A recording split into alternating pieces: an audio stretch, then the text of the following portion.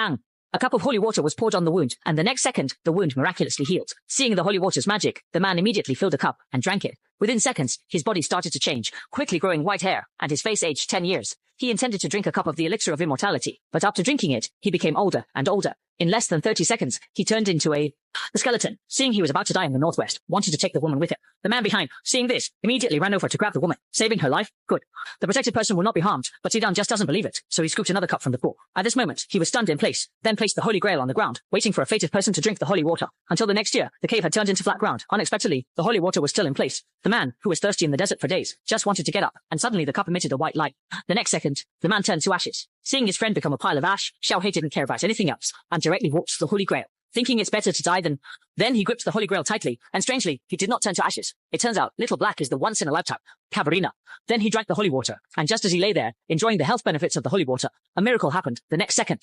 The ground he touched began to sprout lush grass that rapidly grew around, quickly covering the entire area. Only then did Little Black understand he possessed superpower cancellation. The blood-colored vines, cultivated by aliens on Earth, have now faded in color. Even stranger, as soon as you apply a little force, the vines immediately turn pink. Even the terrifying alien mech is now paralyzed and unable to move.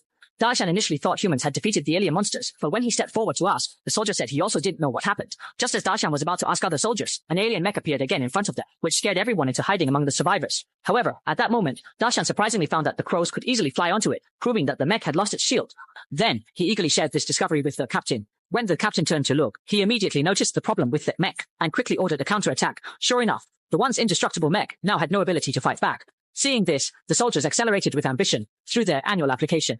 The Imperial Army stepped forward to take a look, and found that the aliens had long since lost their combat ability, with their entire hand already rotten. However, it wasn't humans who defeated the aliens, but microorganisms that have lived on Earth for hundreds of millions of years. Since the aliens had just arrived on Earth, they had no immunity to bacteria, and were ultimately wiped out like this. A ball-like object suddenly emerged from the corpse, and Curly used every possible means to transport it back to the lab. Just as the curious junior wanted to play with it, Curly immediately stopped his thoughtless actions, because this is not an ordinary weapon that anyone can touch. As soon as the mechanical arm touched the divine citizen, it immediately became rigid. She is definitely not an ordinary person. In the evening, curly-haired kid was still studying how to...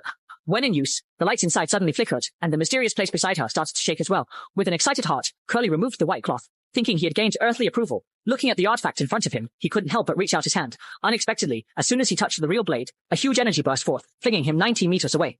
At this moment, he realized he truly could not harness the power of the Divine Kingdom, and went to the family's secret chamber to seek help from the ancestors. He said that to behold the power of the gods, he was willing to offer the ancestral virus to the ancestor. Cruci placed the centuries-old virus on the timeline. Merchant Sanhan picked up an ice bucket and then plunged it into his own chest. Very soon, the virus spread throughout Chauhan's entire body, and it seemed like Pommy charged forward with wit, the shriveled body gradually becoming robust. Huan Mao looked at the scene in disbelief. A long sweat slowly approached the divine attack, and a miraculous